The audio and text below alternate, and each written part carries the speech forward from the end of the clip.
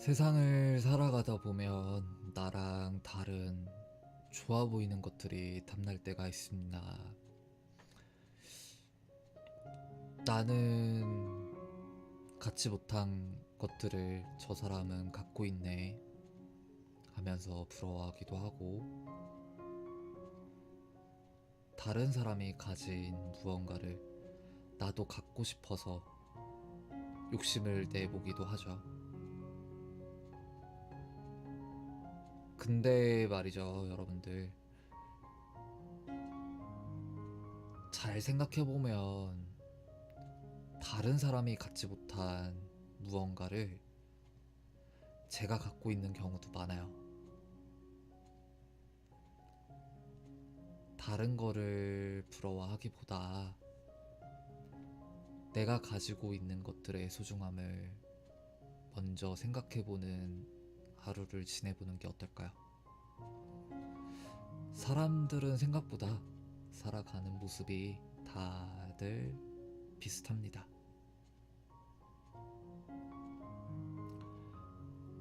2019년 10월 31일, 바람과 하늘, 그리고 별.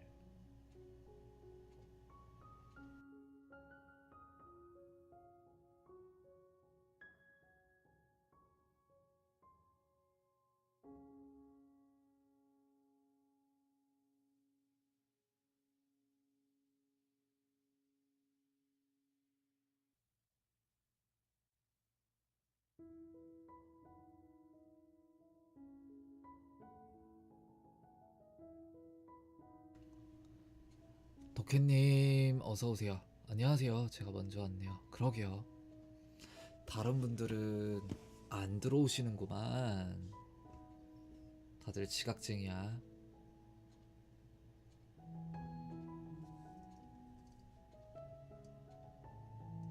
혼내줘요, 덕혜님. 이따가 보면.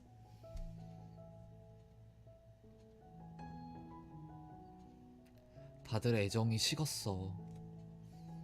평소 때는 바로바로 다들 자리해주더니.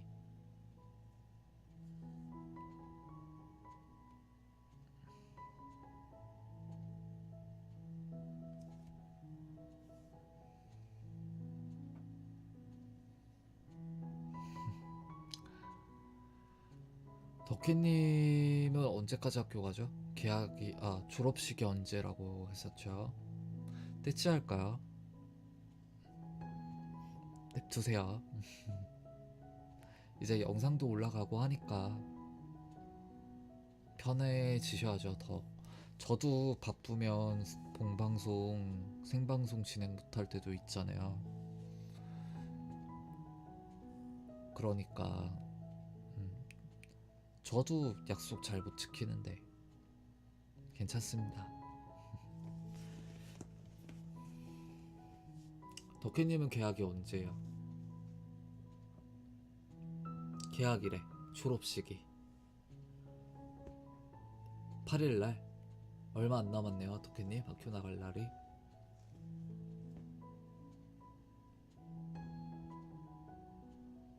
고등학교 졸업식은 어떻게 해요? 제가 고등학교 졸업식을 안 해봐서 학교 계속 쭉 나가다가 쉬는 날 없이 쭉 나가다가 마지막 날 졸업식을 하는 건가요? 아니면 그 전에 봄방학 같이 시작을 하고 그 다음에 중간에 졸업식을 하나요? 제 생각에는 봄방학 시작 먼저 하고 봄방학 하는 중에 졸업식 했던 것 같은데. 학교마다 달라요. 학교마다 달라요. 그렇구나. 덕희님은 쭉 나가다가 졸업해요? 아니면 봄방학 시작하고 그 다음에 졸업식을 합니까?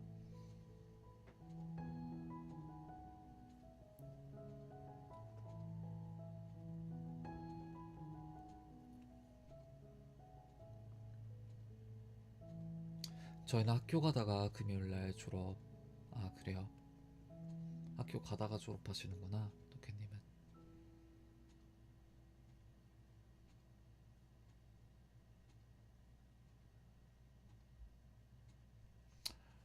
뒤숭숭하겠어요. 이제 학생이라는 걸 벗어나서 성인이 되는 거니까 그 느낌이 좀 남다를 것 같아요. 저는 한 번 사는 인생 할 수 있는 거는 다 해보고 죽자 이런 경험주의자거든요. 경험을 통해서 얻는 것들이 되게 많은데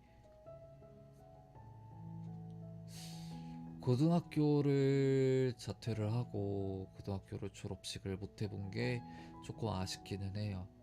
그때만 느낄 수 있는 무언가가 있을 거고 그런 감정들이 있을 건데 그거를 느껴보지 못했어요, 저는.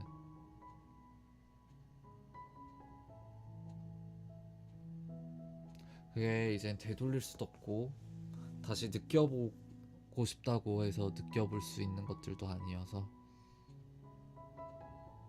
그게 좀 아쉽네요.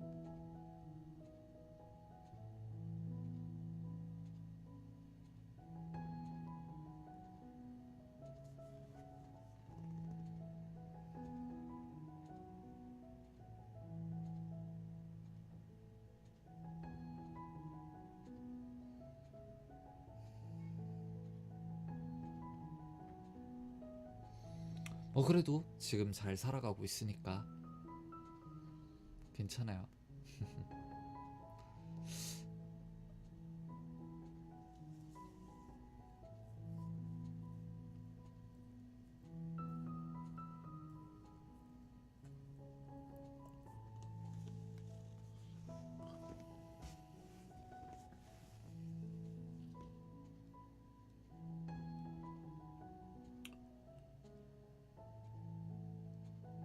설날이 다가오고 있죠. 저희 집이 큰 집이라고 했었잖아요. 근데 이게 좀 부담감이 있어요. 왜냐면 제 할머니도 안 계시고 하시면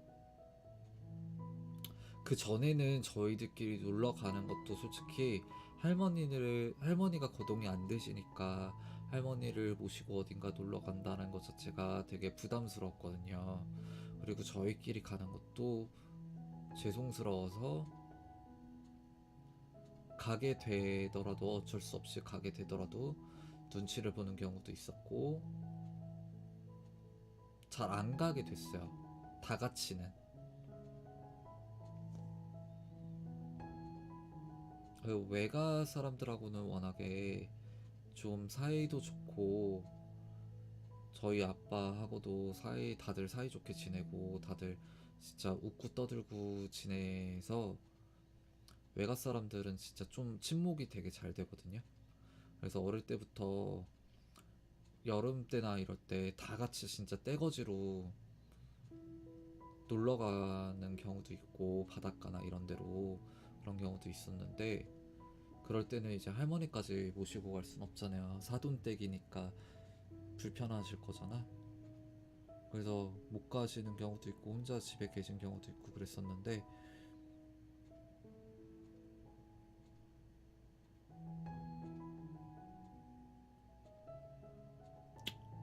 갑자기 할머니 생각나네.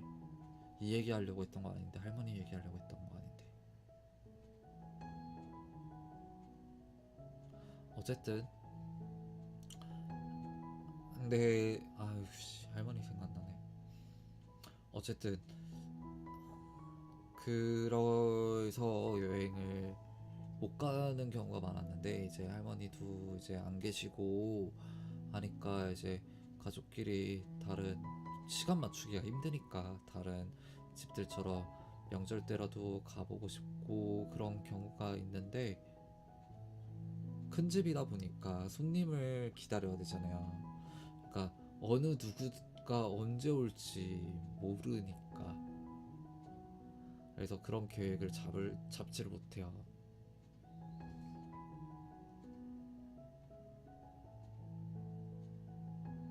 그런 게 있어요.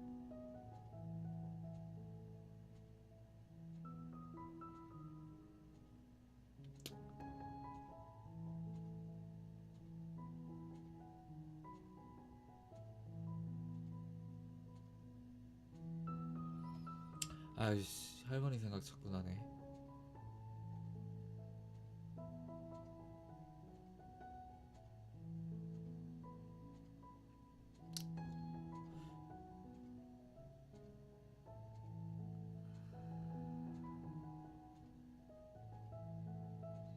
그래요. 다른 분들 기다리는 동안에 할머니 얘기를 하죠. 오늘은 생각난 김에.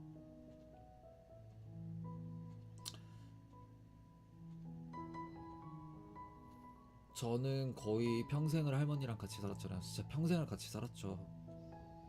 저희 집은 저희 아빠도 평생을 같이 살았던 거고 할머니랑, 그리고 저희 엄마도 시집 오고 나서부터도 계속 모시고 살았으니까, 그리고 누나랑 저도 태어났을 때부터 계속 같이 지냈었으니까. 근데 어느 집이든 고부 갈등은 있어요. 어느 집이든 없을 수가 없어요. 젊어서의 여자들의 질투가 나이 먹는다고 없어질까? 그렇진 않은 것 같아요. 그런 부분에서는 어릴 때 엄마도 마찬가지고, 엄마분들도 화장 계속 하시고 이쁘게 치장하는 거 좋아하고 이뻐 보이는 거, 여자로서 이뻐 보이는 것도 좋아하시는 건 당연하죠. 근데 어렸을 때 기억에 저희 할머니는 그 연세에도 여자이고 싶으셨던 것 같아요. 흰머리조차도 보이기가 싫어서 집에서 매일 검은색으로 직접 염색을 하시고, 외출을 하실 때면 화장을 꼭 하셨어요. 눈썹도 꼭 본인이 직접 그리시고 빨간 립스틱도 바르시고, 그렇게.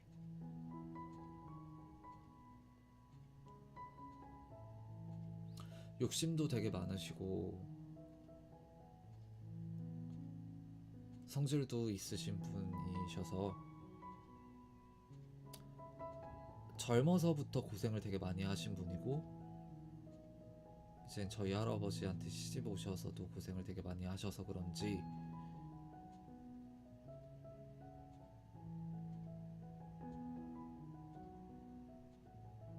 피해의식도 좀 있으셨고 억울한 것도 좀 많으신 분이셨어요. 사소한 거 하나에도 그렇게 억울해 하셨는데,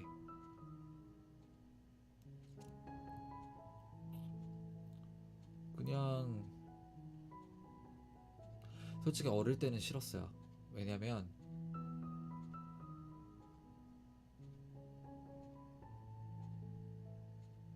서운한 것도 많고 억울한 것도 많으셨던 분이셨기 때문에 그만큼 화도 잘 내시고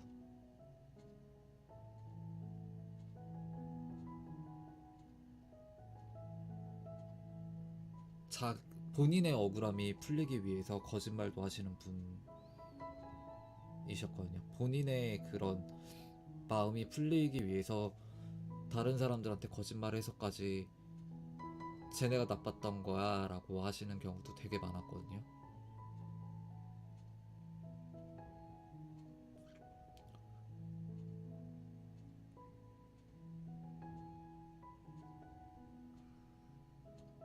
그래서 살아오면서 되게 많이 싸웠어요. 저랑도 소리 지르면서 맨날 싸우고 누나랑도 맨날 싸웠었고,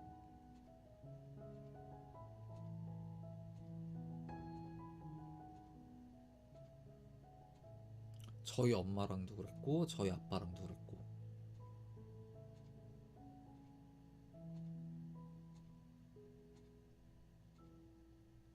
정말 솔직히 지독했어요. 그 집에서 살고 싶지 않을 정도로.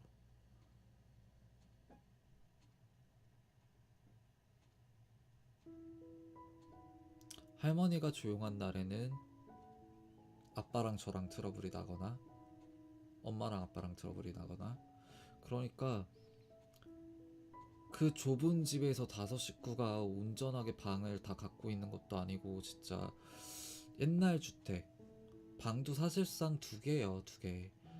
세 개라고는 말을 하지만 두 개고, 나머지 하나의 방은 그 창문처럼 생긴 미닫이 문으로 되어 있는 방도 아닌 그런 방이었고, 그 좁은 집에서 다섯 식구가 살다 보니까 시끄러웠죠. 맨날 싸우고.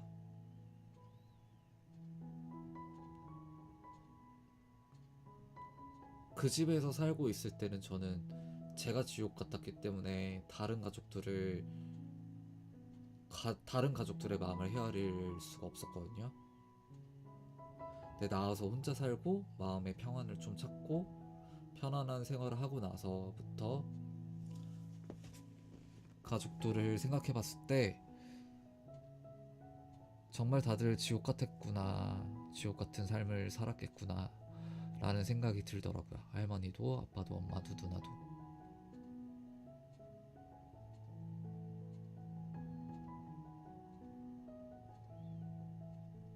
같이 살 때 아빠가 그런 얘기를 한 적이 있었어요.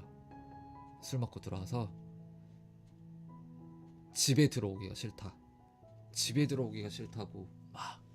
근데 그거를 화를 낸다기보다 분풀이를 한다기보다 약간 호소하는 듯한 느낌이었던 것 같아요, 지금 생각해보면.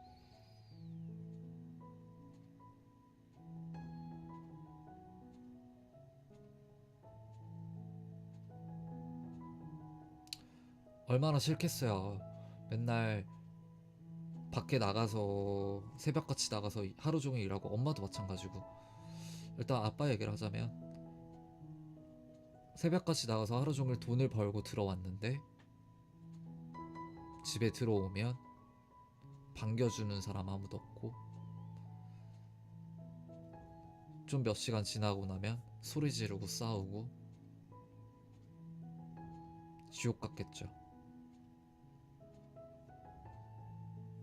엄마 같은 경우도 맞벌이셨거든요, 저희 어릴 때부터.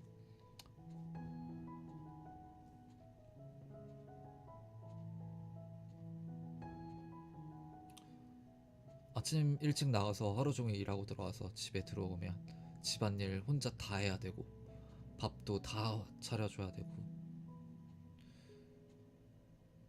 근데 또 집이 시끄러. 새벽까지. 한 번 싸우면 새벽까지 싸우니까 엄마도 힘들었겠죠. 누나나 저 같은 경우에는 어릴 때부터 부모님이 맞벌이셔서 어릴 때부터 집안일을 했어요. 초등학교 저학년 때부터 저희 누나 초등학교 1학년 2학년 때부터 밥 설거지 이런 거 했었고, 할머니가 시켰거든요. 저도 마찬가지로 어릴 때부터 집안일 했어요.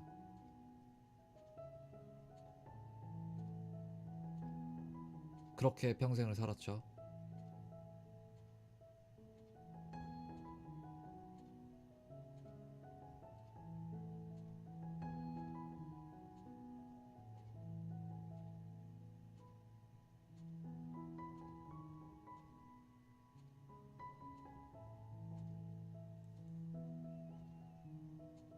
그냥 어릴 때부터 느꼈던 거는 그냥 하인 같았어요, 평생.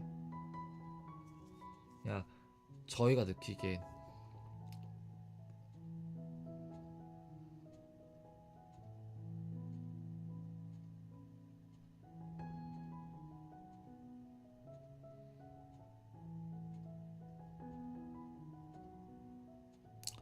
할머니는 보상 심리가 있으셨을 거예요. 왜냐면 더 지독하게 자식들을 키워내셨고, 더 옛날 분이셨잖아요.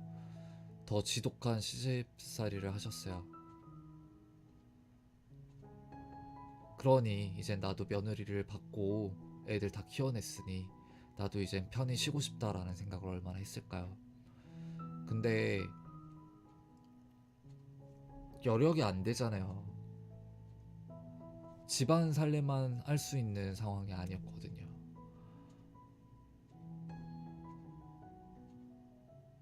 아빠가 같이 살 때, 저 어렸을 때, 한창 반항심이 컸을 때 울먹이면서 술 먹고 들어와서 저랑 싸움이 벌어지고 나서 울먹이면서 그런 얘기를 하신 적이 있어요. 세상에 자기 아내를 너도 돈 벌어라 라고 얘기해서 네 쓸 돈 네가 벌고 네가 할 건 네가 벌어라 라고 밖으로 일 내보내면서 좋아할 남편 사람이 누가 있겠냐, 그런 얘기도 한 적이 있었거든요.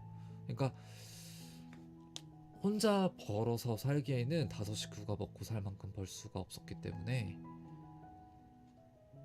그래서 맞벌이를 했죠. 그리고 엄마도 그렇게 막 회사원이랑 이런 좀 제대로 된 직업을 하신 게 아니었고 이제 식당 일이나 이런 걸 하셨던 거여서 그래서 벌이가 좋지도 않았고 진짜 딱 본인 할 도리만 하셨었어요. 엄마도 버셨었어요. 그 정도만. 뭐 그러니까 집안에 조금 보탬이 될 정도만 그랬었고요. 그 정도였어요. 많이 힘드셨겠다. 많이 힘들었죠. 진짜 다 지옥같이 살았어요. 다들.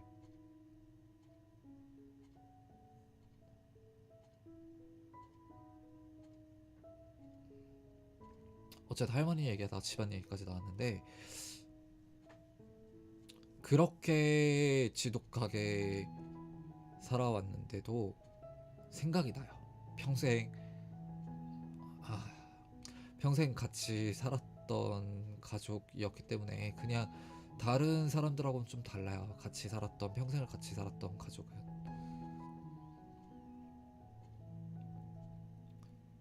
가족이었기 때문에 그렇게 으르렁 대면서 싸우기도 했었던 것 같고 근데 할머니가 아프셔서 요양원에 가 계시고 제가 이제 싸우고 집에서 나오고 나서 한 2, 3년 동안 암 찾아가다가 이제 본가에 찾아가게 되면서 할머니 병원도 들르고 했는데 그때는 요양병원이 아니고 요양원에 계셨거든요. 근데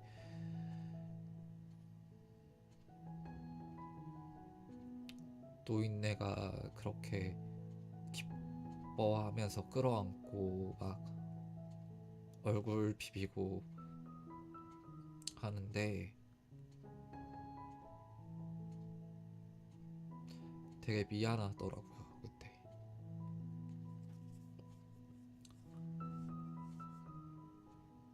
아무튼 그랬던 게 있어요. 그냥 진짜 죽이고 싶을 정도로 서로 싫다가도 가족이었기 때문에 서로 편을 들 수밖에 없고 그 정도의 정이 되게 많이 쌓여 있는 것 같아요. 그냥 그러니까 그렇게 지독하게 살아왔음에도 불구하고 서로 그렇게 소중했나봐요. 소중한 사람들이었나봐요. 저희끼리는 남들이 밖에서 보기에는 세상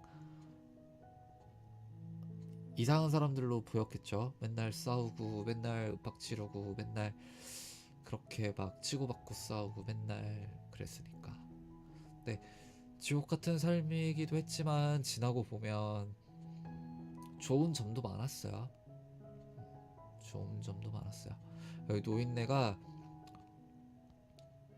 약간 신여성이었어요. 따지자면 뭐 오버해서 좀 말하는 것도 있긴 한데 신여성이라고 하는 이유가 뭐냐면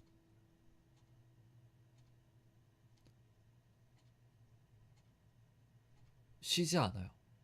노인네가 되게 현명하시고 자기 일을 하고 싶어 하시는 분이셨어요. 옛날 분이어서 그래서 못 하셨던 거지 머리도 똑똑하셨었어요. 그래서 저희 본가 뒤쪽에 산이 하나 있는데 거기에 산 밑에다가 밭 하나 만들어 갖고 밭 일궈 갖고 채소던 야채던 그런 것들 다 심으시고 가꾸시고 해서 그렇게라도 집안에 보탬이 되셨던 분이세요. 할머니가.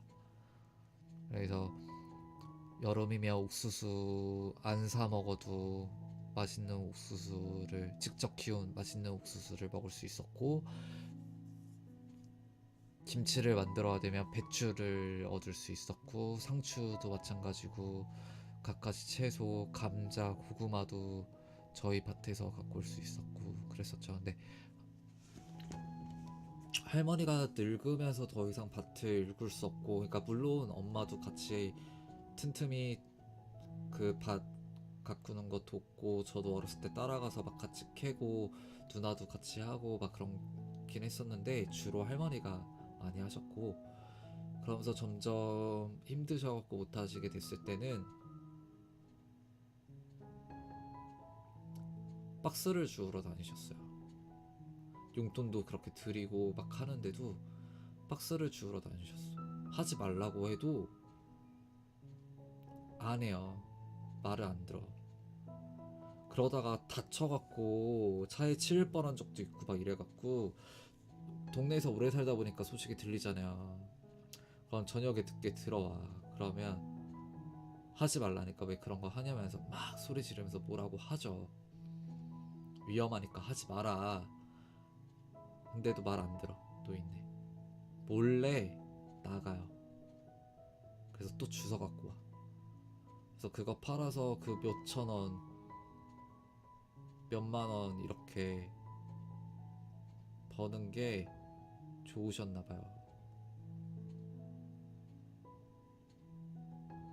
겨울에는 빙판길에서 넘어져갖고 다리 다치시고 그러셨음에도 불구하고 그렇게 열심히 사셨어요, 할머니가.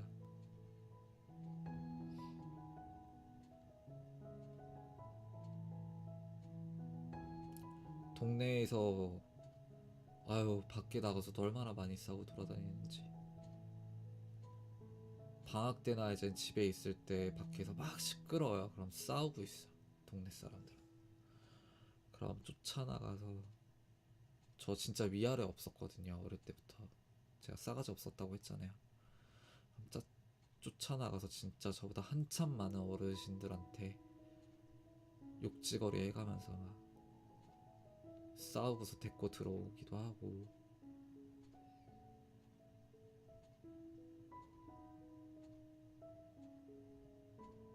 어쨌든 우리 할머니가 나이가 제일 많으니까. 바리님 어서오세요. 반갑습니다. 지금은 제 얘기하고 있었어요. 어쨌든 우리 할머니가 우리 동네에서 나이가 제일 많은데, 쥐들이 나이 많아봐야 우리 할머니보다 밑에 사람들이잖아요. 나이가 어리잖아. 근데 어디 쥐들한테, 어르신인 분한테 싸움질이야.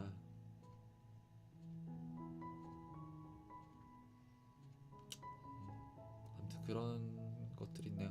갑자기 어떡하다가 할머니 얘기 나왔고 할머니 얘기했는데,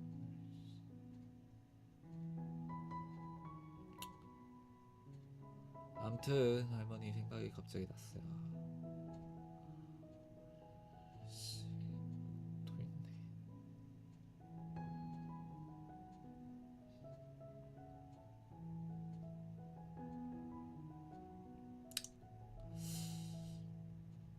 아직도 정말 후회되는 거는, 준비하라고 했다라고 했을 때 그때 달려갈 걸. 근데 지금 뭐 되게 제가 중요한 시기였었잖아요. 회사 안에서도 중요한 시기이기도 하고 되게 힘든 시기였잖아요. 그래서 아직은 아니야 라는 말을 믿었어요. 네, 이제 그래서 그 얘기 듣고 그 주말에 가려고 했는데 갑자기 또 연락이 와서, 아침에 수요일날 아침에 연락이 와서 그렇구나, 그러면 끝나고 가야 되겠다, 근무 끝나고 갈게 했고, 회사에다가는 미리 얘기했었어요. 할머니가 요양병원에 계신데 요즘 안 좋다고 하셔서 중간에 가야 될 수도 있고 장례식이 생길 수도 있습니다. 근데 회사 측에서도 지금 제가 혼자 이제 마무리하러 나왔잖아요, 업무를. 저 아니면 할 사람이 없었거든요. 지금 회사 입장에서도. 그래서 그때 가서 그런 일이 벌어질 수도 있어서 대비해 주셔야 돼요.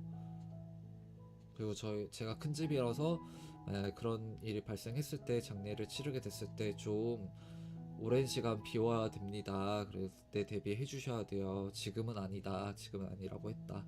네, 나이 드셨고 얼마 안 되셨으니까, 그러니까 되게 아프시고 나이도 드셨으니까 사람 일은 모르는 거라서 그렇다라고 얘기도 드렸었는데, 그날 저녁 퇴근하고 가려고 했는데 안 기다리 안 기다리더라고요. 노인네가. 기다릴 줄 알았는데 진짜 그날 저녁에 가려고 했었잖아요. 불과 몇 시간이잖아요. 근데 그걸 못 기다리고 갔어요. 점심 때. 그때 사람들이 얘기하는 거를 절실히 느꼈어요.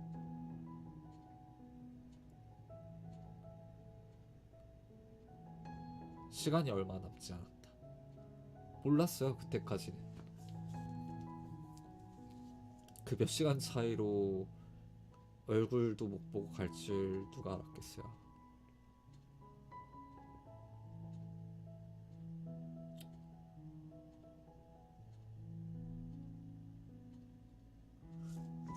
어쩌다가 할머니 얘기가 다시 나와서 할머니 얘기를 했는데, 어쨌든 그런 분이셨습니다.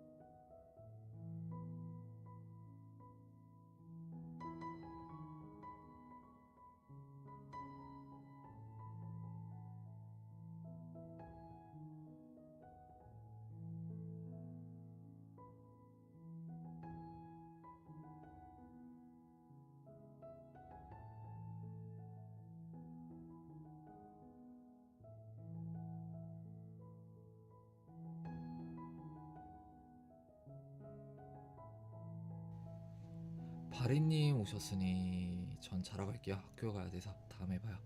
잘 자요, 덕혜님. 잘 자요. 바리님 좋아요 감사합니다.